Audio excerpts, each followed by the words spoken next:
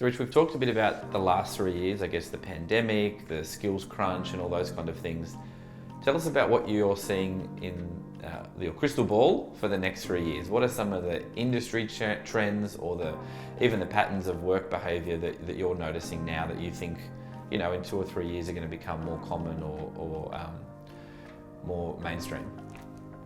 I guess as the IT industry evolves, and it's certainly evolving at the moment, there's a bunch of new themes that are sort of coming out. So cybersecurity-led design is absolutely going to be part of the future.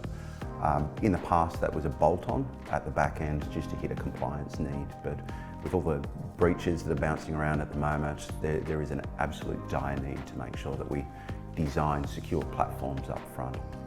I guess data-led as well is a new and burgeoning. So machine learning, AI, the analytics piece. So understanding your members, your customers, and being able to monetize off that. And then finally, I think hybrid working is here to stay.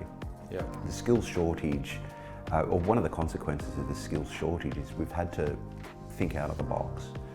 We've had to go out to regions that we ordinarily wouldn't employ because we want people in offices. With a hybrid working environment, I've got a team that are working out of South Australia, Melbourne, Queensland, Sydney, with yourselves, and out to India as well. We can't do that without a hybrid working environment. It also allows us to get more diverse with our teams, so we can get neurodiverse, religion diverse, race diverse, etc. And sort of bring those into the organisation, and we get a melting pot of ideas. So there's actual benefits to hybrid working environments. That's interesting. So you got, obviously that's, so I haven't heard that term yet, maybe that's my ignorance, but that cybersecurity-led design sounds really cool. I might put that on a brochure sometime for an event, because it makes sense that we can't have it as a bolt-on anymore. And I think everybody knows someone who's either been hacked or scammed, or at least been attempted to 47 times by a text message in the last month, myself included. So that cybersecurity-led design, that data approach, like that personalization and that hybrid workspace. And we at Cloudwerx obviously have a hybrid workforce as well. We've got a very broad Australia and New Zealand spread across our team, and multiple workforces across India. And I think that the skilled migration part is really interesting, because we have a lot of clients where working offshore is either difficult or just not possible for certain types of work, particularly handling data and things like that. And so your process of this skilled migration again becomes even more critical as government and defence and finance and more people, this cybersecurity issue becomes also I want to have more and more of my workforce in Australia. So we kind of loop back to how we're going to bring in enough people to service Australia. You mentioned 1.2 million people over the next 7 years. So 1.2 million people over the next 7 years is a fairly audacious goal to bring tech professionals in or to train tech professionals in Australia. But more and more organisations are tech-led by their nature. So online businesses, our membership organisation, we front all of our members with technology. So I guess it's not just skilled migration. How do we grow skilled workers within Australia?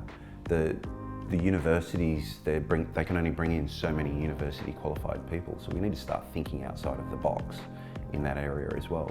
I read a quote the other day. It was, the internet is the fountain of all knowledge, and you can learn everything there. So why are we not looking for people that just have an aptitude for Googling things and bring those capabilities into the organisation? Yeah, it's a really good point, because I was talking to someone yesterday that said the average age of retirement, at least from full-time work, is getting pushed out, and people are going to be working until their 80s now, because it might be difficult to do that as a bricklayer, but it might be really much easier to do that as a change professional or someone, a cybersecurity consultant, especially if you can work part-time.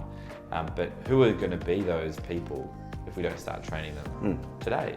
And like you said, training can be thought of as easier than a bricklaying apprenticeship.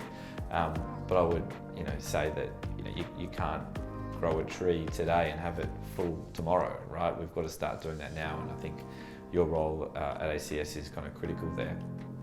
So Rich, we've talked about some of the benefits of working with a partner like Cloudwerx in terms of flexibility, But can you tell me a bit more about the way you've been able to use us to flex, I guess, within some of your teams at short notice?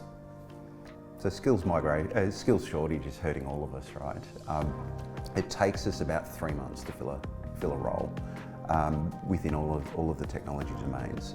Having Cloudwerx being able to step in and plug those gaps for us immediately allows us to move forward with our hairy and audacious goals and digital transformation that's currently undertaken without having to wait to bring the resources on board.